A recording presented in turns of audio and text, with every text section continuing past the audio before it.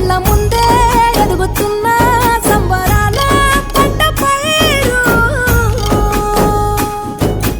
వంద గడపల మందన పల్లె గోడ గట్టని గూడున పల్లె చెరువుల తుల్లటి జల్ల షాపోలే